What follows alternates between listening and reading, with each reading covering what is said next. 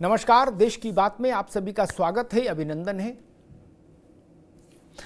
देश के राजनीतिक गलियारों में कुछ खुसफुसाहट सी है, फुसफुसाहट सी है। विपक्षी खेमा लग रहा है कुछ उम्मीद से है। अब ये उम्मीद क्यों है उसको, ये तो अलहदा बात है, लेकिन कुछ लग रहा है कि वो उत्साह में है दिसंबर को लेके, कि मानो दिसंबर में कुछ बड़ा घटित होने वाला हो। और होता है ना कि भाई आदमी अपने ढंग से एक मानस चित्र रचित कर लेता है कि ऐसा हो सकता है, और अगर ऐसा हो गया तो अपनी लॉटरी लग जाएगी। वैसी स्थिति में विपक्ष दिख रहा है। व्यक्तिगत बातचीत करिए तो विपक्ष के बड़े नेता दिसंबर का इंतजार करो इस भाव मुद्रा में है इस वक्त। तो मुझे लगा इस बार देश की बात इसी पर हो जाए कि आखिर दिसंबर का माजरा क्या है, इसी को डिकोड कर लें हम लोग। दरअसल ये सारी विपक्षी पार्टियां जो उम्मीद से हैं वो इसलिए हैं क्योंकि 25 नवंबर से संसद का शीतकालीन सत्र शुरू हो रहा है। दिसंबर में के आरंभ में उसमें माना जा रहा है कि वो आएगा, वक्फ से संबंधित कानून आएगा, बिल आएगा। ये वही कानून, वही बिल होगा जिसके लिए जेपीसी बनाई गई थी, जगदंबिका पाल की अध्यक्षता में। जेपीसी में अलग बवाल है, लेकिन जेपीसी काम कर रही है और बहुत तेजी से, त्वरा के साथ काम कर रही है। इस बात के पुख्ता संकेत है कि शीतकालीन सत्र में ही सरकार हर सूरत में वक्फ विधेयक पेश करेगी संसद में। अब यहीं से उम्मीदों का सिलसिला शुरू हो रहा है। उम्मीदों की पालकी यहीं से चल रही है, ठुमुक ठुमुक ठुमुक ठुमुक। विपक्षी दलों को लग रहा है, खासतौर पर कांग्रेस को विशेष रूप से, कि भारतीय जनता पार्टी के दो सहयोगी दल, जनता दल यूनाइटेड के नीतीश बाबू और तेलुगु देशम के चंद्रबाबू नायडू, ये दोनों दल और इनके ये दोनों नेता वक्फ बिल पर सरकार के साथ खड़े नहीं हो पाएंगे, क्योंकि उससे उनके राज्य में मुस्लिम वोट का समीकरण बिगड़ सकता है। ये उम्मीद का आधार है विपक्षी दलों के।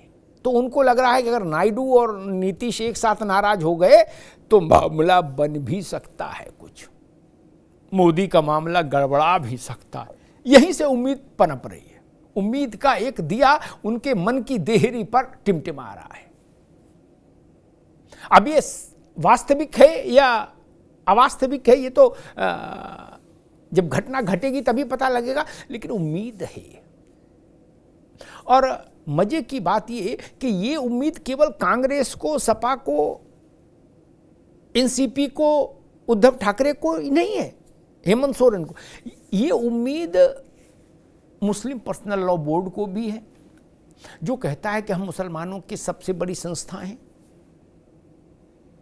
उसको भी, हालांकि वो कहता है कि हमारा राजनीति से कोई लेना देना नहीं, लेकिन इस बात पर उसकी भी नजर है कि नीतीश बाबू और चंद्रबाबू नायडू क्या करेंगे वक्फ बिल पर, जो आएगा अभी कुछ दिनों के बाद संसद के शीतकालीन सत्र में, सदन पर।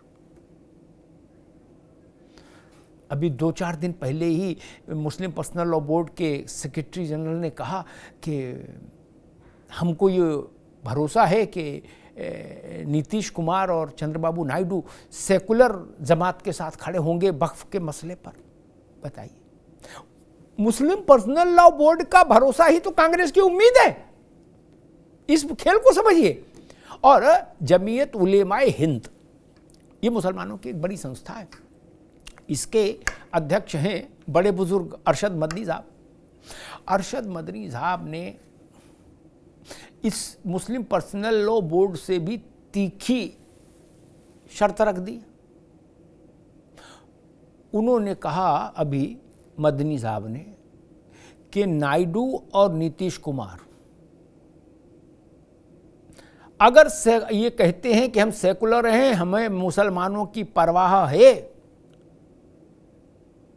तो हम यानी जमीयत उलेमा हिंद, तो हम ये देखना चाहेंगे कि वो वक्फ बिल पर मोदी सरकार के खिलाफ खड़े होते हैं या नहीं।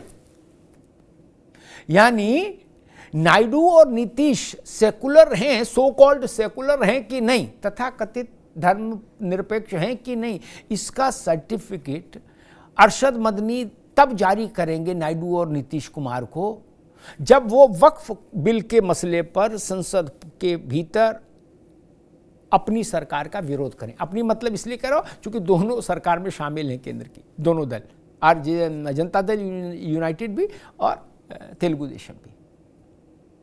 अब बताइए, और सच्ची बात ये कि नायडू कैंप और नीतीश कैंप से आप अगर कुछ समझने की कोशिश करें तो वहां कहीं कोई ऐसी बड़ी मशक्कत नहीं, कोई ऐसी बड़ी दुविधा नहीं जहां आपको ये लगे कि नहीं ये दोनों लोग दिसंबर में क्रांति कर देंगे, ये दोनों पार्टियां दिसंबर में क्रांति कर देंगी लोकसभा के भीतर वक्फ विधेयक पर। नहीं, कोई क्रांति करने के मूड में नहीं। अरशद मदनी कितना भी उनको भड़काने की कोशिश करें, मुस्लिम पर्सनल लॉ बोर्ड उन पर कितना भी दबाव बनाने की कोशिश करें, कांग्रेस और उसके सहयोगी दल उन जनता दल और टीडीपी को कितना भी ल्योर करने की कोशिश करें, अपनी तरफ खींचने की कोशिश करें, लेकिन वक्फ विधेयक पर, आने वाले वक्फ विधेयक पर नीतीश कुमार और चंद्रबाबू नायडू कोई बड़ा फैसला ले लेंगे, इस बात की संभावना कहीं से कहीं तक नहीं लग रही। कुछ वो कोई रास्ता निकालेंगे और बिल पर सरकार के साथ खड़े रहेंगे। अब वो प्रत्यक्ष खड़े रहेंगे या अप्रत्यक्ष खड़े रहेंगे वो अलग की बात है, लेकिन सरकार के लिए मुश्किल पैदा नहीं करेंगे, ये लगभग तय हो गया। इसीलिए अमित शाह कह रहे हैं कि संसद के शीतकालीन सत्र में हर कीमत पर वक्फ बिल लाएंगे और वक्फ बिल को कानून में तब्दील करेंगे, हर सूरत में तब्दील करेंगे। आप समझ लीजिए, यहां से आप समझिए तेल और तेल की धार। तो सारी उम्मीदें टिकी हैं विपक्षी दलों की और मुस्लिम जमातों की नायडू और नीतीश कुमार से। मुस्लिम जमातों का तो ये हाल है कि वो नायडू और नीतीश को तराजू में बैठा ले दे रहे हैं कि वक्फ के खिलाफ हो तो हम मानेंगे, आप सेकुलर हो, नहीं हो तो नहीं मानेंगे। बताइए, अब अरशद मदनी यानी जमीयत उलेमा हिंद और मुस्लिम पर्सनल लॉ बोर्ड का सर्टिफिकेट भी इस ढंग से मिलेगा, और ऊपर से तुर्रा ये कि हमारा राजनीति से कोई लेना देना नहीं। सारा खेल राजनीति का खेला जा रहा है। सियासत में बेइंतहा दिलचस्पी है, राजनीति को नियंत्रित करने की कोशिश भी है पर्सनल लॉ बोर्ड की और जमायत की, लेकिन दिखा क्या रहे हैं कि ना हमारा राजनीति से क्या लेना देना, हम तो धार्मिक और सांस्कृतिक और मुसलमानों की एकता के लिए काम करते हैं। ये जो खेल है ये एक्सपोज हो गया। और चाहे चंद्रबाबू नायडू हो और चाहे नीतीश कुमार हो, दोनों नेता अपने राज्य की राजनीतिक परिस्थितियों और अपने राज्य के राजनीतिक हितों को ध्यान में रख रहे हैं। इसलिए लगभग तय मानकर चलिए कि कोई बहुत बड़ी क्रांति वक्फ बिल पर हो जाए, इसकी संभावना नहीं।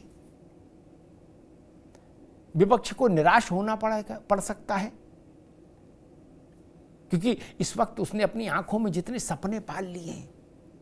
कुछ विपक्षी पार्टियों और नेताओं को तो ये लग रहा है कि दिसंबर में मोदी सरकार चली जाएगी।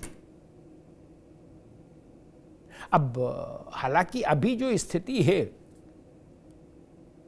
उसमें कहीं से कोई विद्रोह की, बगावत की, असंतोष की सुगबुगाहट तक नहीं। आपने नीतीश कुमार या चंद्रबाबू नायडू का कोई वक्तव्य सुना? नहीं। उनकी पार्टी में जो नंबर 2 और 3 की स्थिति के नेता हैं उनके आपने कोई वक्तव्य सुना? नहीं। लेकिन फिर उम्मीद तो उम्मीद है अब आप किसी को ये तो नहीं मना कर सकते कि आप उम्मीद क्यों रखते हैं। तो विपक्षी दल इस वक्त उसी मनस्थिति में बैठे हैं, फिंगर क्रॉस करके, और बिल्कुल जैसे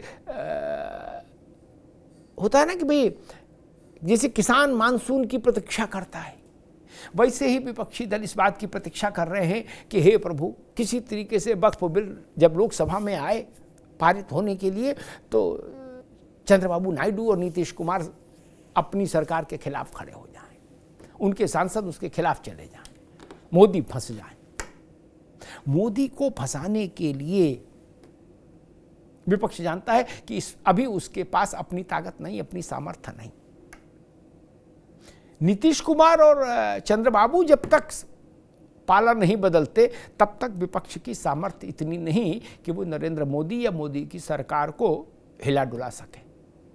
इसलिए अब सारा जोर, सारी टकटकी हैदराबाद और पटना पे है, नीतीश जी और चंद्रबाबू जी के ऊपर है कि हे प्रभु, हे तारणहार, हमारी उम्मीदों को फलीभूत कर दो।